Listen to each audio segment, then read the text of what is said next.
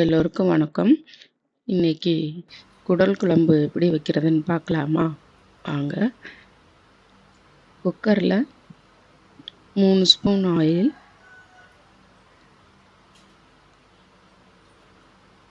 Biryani spices எல்லாம் போட்டுக்கலாம். ஒரு பட்டை, 1/2 ஸ்பூன் சோம்பு, ஒரு பிரிஞ்சி இலை, ஒரு துண்டு கல்பாசி எல்லாம் போட்டு நல்லா பொரிய விட்டு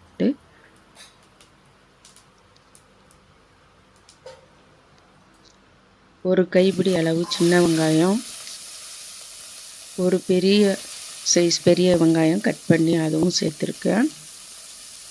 நல்லா ஒரு கொத்து கருவேப்பிலை, பெரிய சைஸ் தக்காளி 2, சின்ன சைஸ்னால் நீங்கள் 3 போட்டுக்கலாம். எல்லாத்தையும் நல்லா வதக்கிட்டு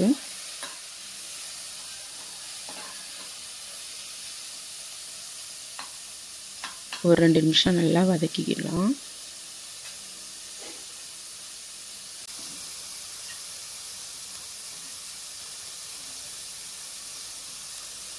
அது தக்காளி வெங்காயம் நல்லா வதங்குறதுக்கு நம்ம தேவையான அளவு உப்பு சேர்த்துக்கலாம்.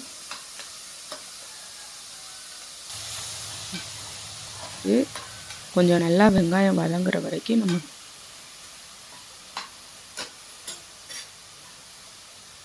தட்டு போட்டு மூடி வச்சுட்டு ஒரு 2 நிமிஷம் இருக்கட்டும்.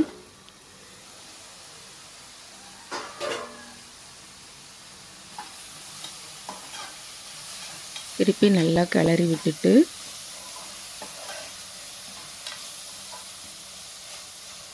இந்த குடல் குழம்புக்கு சின்ன வெங்காயம் தான் நல்லா டேஸ்ட்டு கொடுக்கும். அதனால் சின்ன வெங்காயம் கூடிய மட்டும் சேர்த்துக்குங்க. அப்புறம் இஞ்சி பூண்டு பேஸ்ட்டு நான் 1/2 ஸ்பூன் போட்டிருக்கேன்.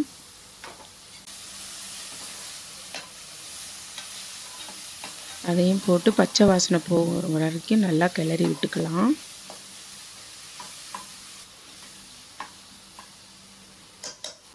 மிளகாத்தூள் 1/2 ஸ்பூன், மல்லித்தூள் 2 ஸ்பூன்,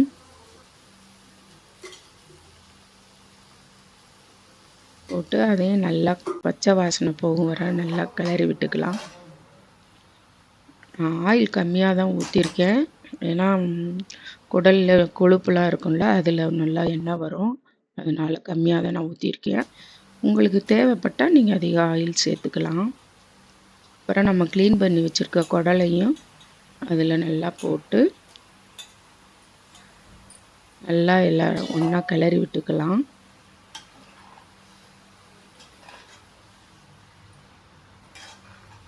நல்லா அந்த மசாலா எல்லாம் அதில் ஒன்று சேர்ற மாதிரி எல்லாத்தையும் நல்லா கிளறி விட்டுக்கலாம்.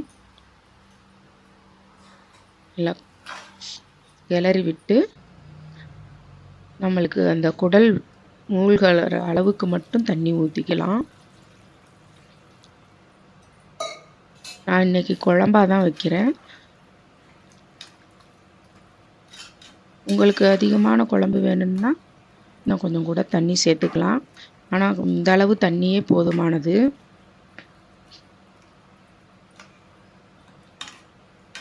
நல்லா தண்ணி ஊற்றி கிளறி குக்கரை மூடி போட்டு ஒரு 5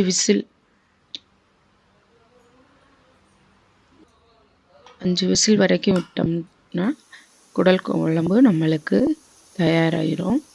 மிக சுவையாக இருக்கும்.